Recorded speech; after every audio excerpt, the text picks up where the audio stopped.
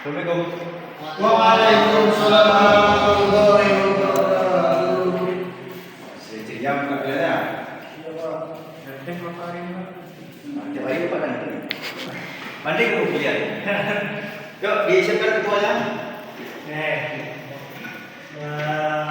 Mas ya. Ketua kelas Sami. Silakan disiapkan berdoa. Waalaikumsalam. Assalamualaikum warahmatullahi wabarakatuh.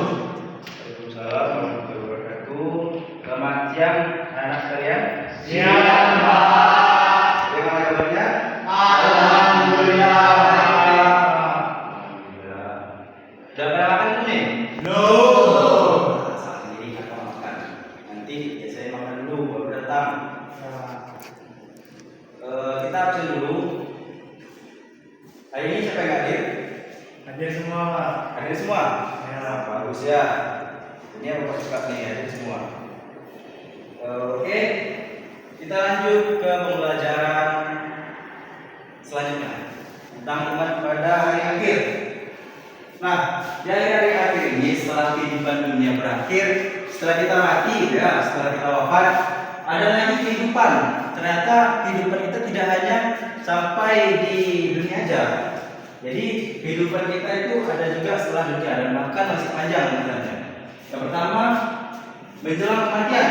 Itu ada jenis-jenis kematian. Yang pertama ada husnul khotimah, yaitu orang yang mati dalam keadaan baik, mati dalam keadaan Islam dan mati dalam keadaan menyebut nama Allah. Yang kedua ada suul khotimah. Nah, ini yang harus kita ini. Suul khotimah ini orang-orang yang wafat dalam keadaan berbuat keburukan, dalam berbuat kemungkaran. Nah, jadi anak-anak sekalian, kalau misalnya nanti ingin berbuat dosa, gitu kan? Nah, pikir-pikir dulu. Bagaimana nanti setelah berbuat dosa ini saya mati? Nah, jadi hati-hati. Setelah kematian kita lanjut ke alam barzah. Di mana alam barzah ini masa di mana ruh mengalami keadaan yang dipengaruhi oleh amal perbuatan. Nah, alam barzah ini bisa kita bilang sebagai alam kubur. Nah, nanti dalam kubur itu kita lihatlah bagaimana kondisi kita. Kalau amalan kita banyak, kalau perbuatan baik kita di dunia banyak, nah maka teranglah kuburan kita. Apa kata kuburan kepada manusia? Hai manusia, katanya, aku itu gelap, maka terangkanlah aku dengan baca Al-Quran. Hai manusia, aku itu sempit, maka lapangkanlah dengan bersedekah. Lalu, wahai manusia, aku itu sangat bau, maka harumkanlah dengan tahajud. Nah, itu dia tadi alam barzah. Selanjutnya yaumul ba'ats. Yaumul ba'ats itu hari di mana manusia dibangkitkan kembali, lalu dikumpulkan di dalam satu tempat. Kita tidak tahu tempat di mana. Di hari itu terjadi setelah kiamat. Nah, kita kumpulkan tuh yaumul ba'ats itu, dibangkitkan, jadi itulah semua berkumpul manusia situ. Nah, ini yang punya utang atau punya nggak pernah ambil barang orang, nah di sini nanti kelihatan nih.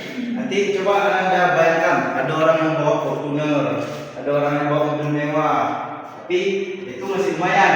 Jangan sampai nanti di alam barzah itu kita bawa gorengan satu, karena beli dua bayar satu. Nah, jangan sampai ya. Ya Pak. Nah, selanjutnya di yaumil hisab.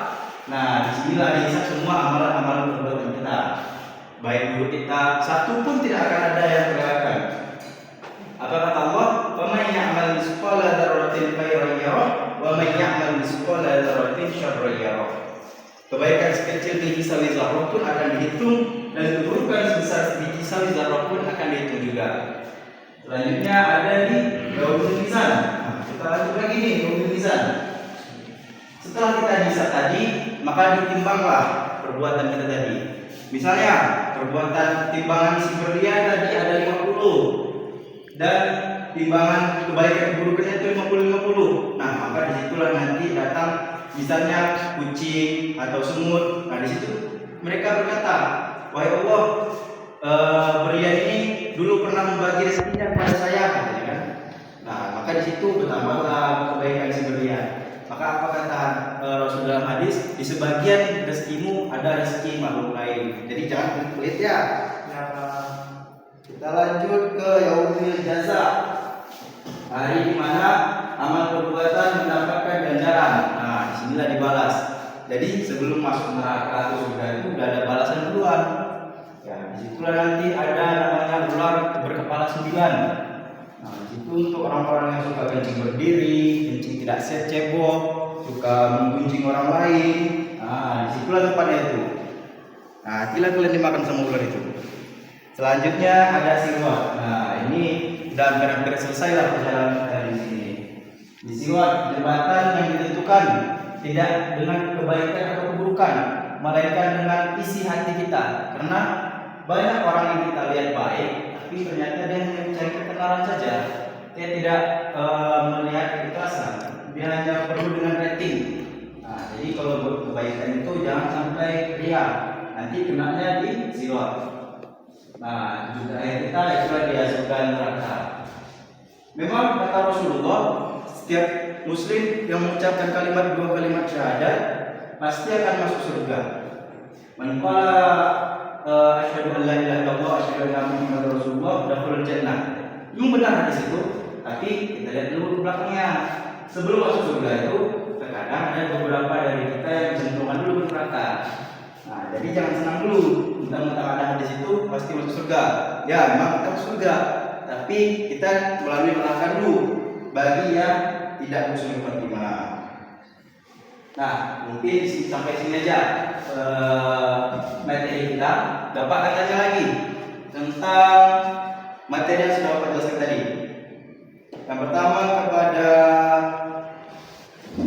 Baginda, coba jelaskan Yaumul Hisab. Yaumul Hisab itu Pak, hari perhitungan amal perbuatan setiap individu. Ya, apa yang ditunggu? Pahala dan dosa. Ya, pahala dan dosa ya. Nah, jadi utang tidak ada dihitung. Yang dihitung adalah pahala dan dosa. Selanjutnya Nindi, apa itu siwak? Siwak adalah jembatan yang harus dilalui oleh setiap makhluk hidup, Pak. Ya, jembatan. Itu sebelum masuk mana tuh? Sebelum masuk ke dalam surga dan neraka. Ya, sebelum masuk ke surga dan neraka ya. Bukan sebelum masuk tiga balik ya. Selanjutnya Rinos. Apa itu husnul khotimah? Husnul khotimah yaitu mati dalam keadaan baik. Ya, mati dalam keadaan baik. Bagaimana tuh mati dalam keadaan baik tuh? Mati dalam keadaan beriman atau beribadah kepada Allah. Ya. Jadi semuanya mau mati dalam husnul khotimah ya? Ya. Nah, jangan sampai mati dalam keadaan husnul khotimah. Bapak rasa semuanya sudah paham. Kita lanjut ke pelajaran selanjutnya. Kita akan mengadakan uji kompetensi. Oke. Di sini Bapak ada permainan. Pak Nanda kemarin sudah Bapak izinkan sama guru BK-nya untuk bawa HP ya. Nah, silakan buka HP-nya. Tapi buka apa yang perlu dibuka saja. Jangan buka yang lain-lain.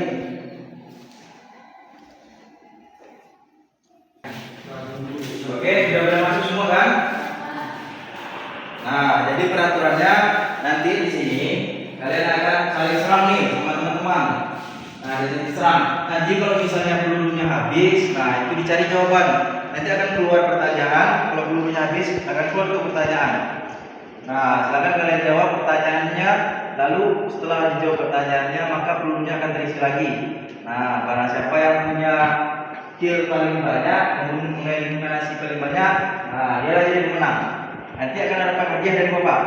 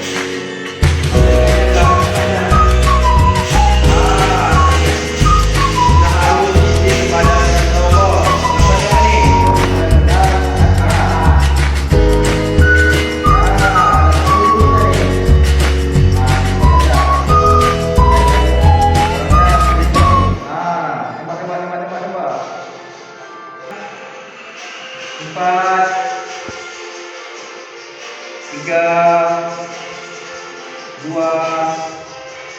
1. Oke, game selesai.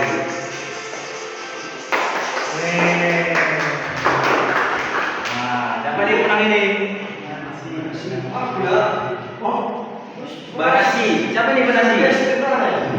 Oh, itu menang ya. Selamat para saudara Baginda. Nah, silakan ke depan. Bapak kasih hadiah. Ayo ke depan Baginda.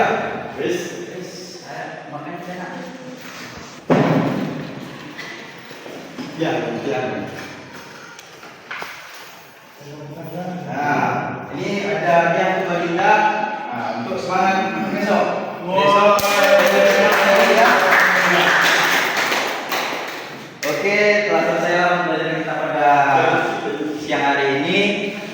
Karena waktu kita sudah habis, maka kita cukupkan sampai di sini. Karena yang di sana sudah bahagia dengan yang lain. Sudah lama hidup sendiri. Terima kasih atas perhatiannya. Sampai ketemu di ketidaksengajaan di lain waktu. Wassalamualaikum warahmatullahi wabarakatuh.